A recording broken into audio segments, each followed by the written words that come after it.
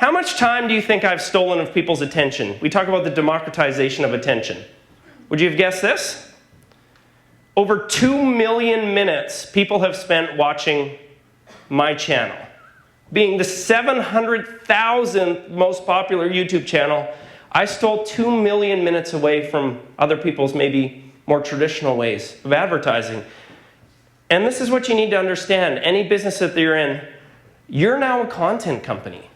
That before it was about advertising and putting it out there, you actually now have this really unique opportunity to create your own content and steal a ton of people's time.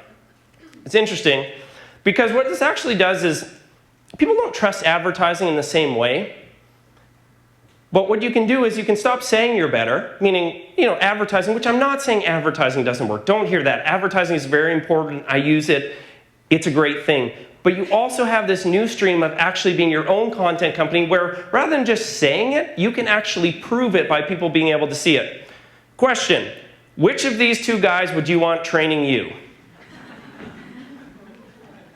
Here's the thing, the guy on the right may actually know more about the subject matter, but there's something about the proof being in the rock hard abs, right?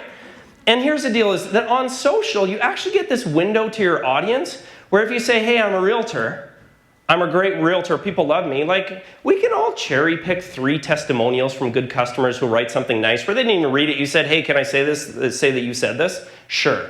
But it's different when you can actually go on Facebook, set up a camera and say, hey guys, we're in the Lakeview neighborhood. I just want to show you today. This is an amazing neighborhood. It's got this great little Brewed Awakening coffee shop. It's got these storefronts. This area is known for this. When you walk around, you're going to find this. These are the parks. These are the different things. And you're like, wow, this guy actually knows what he's talking about in Regina. And next week he shows up in a different neighborhood and is showing your way through. And you're like, realtors say they know the areas, but this guy who just turned on his camera is actually showing me that he knows the neighborhood. And that is different than just advertising.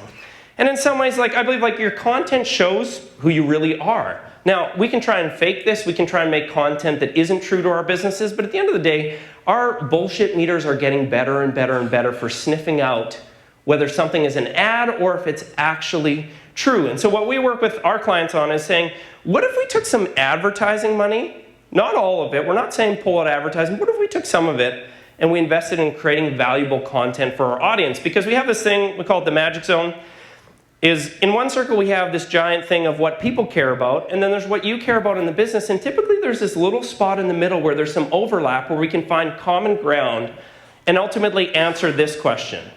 What's in it for me? Because this is the core, the crux of creating good social media content. It's not about you, it's about them and answering for them what's in it for them and providing a lot of value. And I'll just say this, if you're on social and you're selling, you're losing.